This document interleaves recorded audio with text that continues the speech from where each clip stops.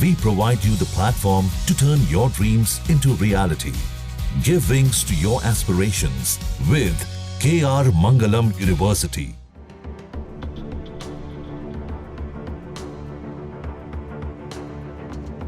देश में corona virus के मामले लगातार तेजी से बढ़ते जा रहे हैं। दिल्ली से लेकर यूपी और यहां तक कि महाराष्ट्र में तो कोरोना विस्फोट हो गया, जिसकी वजह से लोगों की चिंता बढ़ती जा रही है और देश भर में कोरोना का खतरा भी अब तेजी से बढ़ता जा रहा है, क्योंकि कोरोना वायरस एक बार फिर से तेजी से अपने पैर पसार रहा है।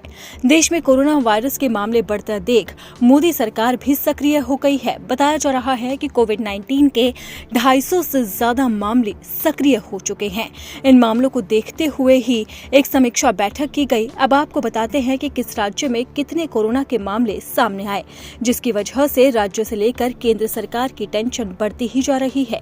केरल के बाद महाराष्ट्र में कोरोना वायरस का विस्फोट देखने को मिला। महाराष्ट्र में पिछले 48 घंटे के अंदर कोरोना के 93 नए मरीज सामने आए हैं, जबकि बीते 24 घंटे की अगर बात करें तो ये संख्या 43 है। इनमें से 35 मरीज तो सिर्फ और सिर्फ आर्थिक राजधानी मुंबई के हैं। ये आंकड़े साफ जाहिर कर रहे हैं कि मुंबई के अंदर कोरोना वायरस तेजी से पैर पसार रहा है। अगर कुल मामलों की अगर बात करें महाराष्ट्र की, तो महाराष्ट्र में इस वक्त कुल सक्रिय केस 209 तक पहुंच चुके हैं, यानी कि यह आंकड़ा अब 200 के पार पहुंच चुका है।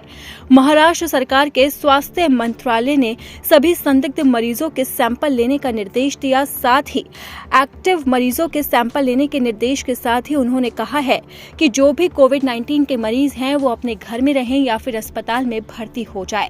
महाराष्ट्र में कोरोना वायरस की अगर बात करें तो राजधानी मुंबई में पिछले 24 घंटे में 35, नवी मुंबई में 7, ठाणे में 3 और इसी के साथ ही कई अन्य जगहों से लगातार मामले सामने आए।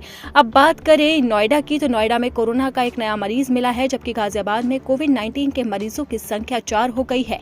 शहर में 3 महिला और 1 पुरुष कोरोना पॉजिटिव पाए गए। बेंगलुरु से लौटा एक दंपति कोविड पॉजिटिव मिला है, जिसके बाद सरकार अलर्ट मोड पर काम कर रही है। वहीं महाराष्ट्र के पड़ोसी राज्य कर्नाटक में भी कोरोना धीरे धीरे पैर पसारता जा रहा है।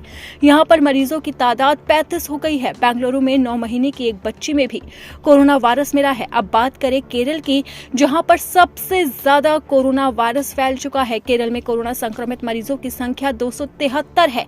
इनमें सबसे ज्यादा 82, कोट्टायम और तिरुवनंतपुरम में 73 मरीज मिले हैं। अब बात करें अन्य राज्यों की, तो बिहार और झारखंड में भी कोरोना वायरस अपने पैर फैलाता नजर आ रहा है।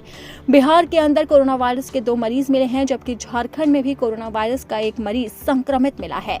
ये आंकड़े साफ तौर पर जाहिर कर रहे हैं कि देश के अंदर धीरे धीरे अब कोरोना वायरस फैलने लगा है। आपको बता दें कि साल 2020 में भी कोरोना वायरस ने देश में ऐसा कहर बरपाया था कि हजारों की तादाद में लोगों ने दम तोड़ा था, जबकि देश भर में लॉकडाउन को लागू कर दिया गया था।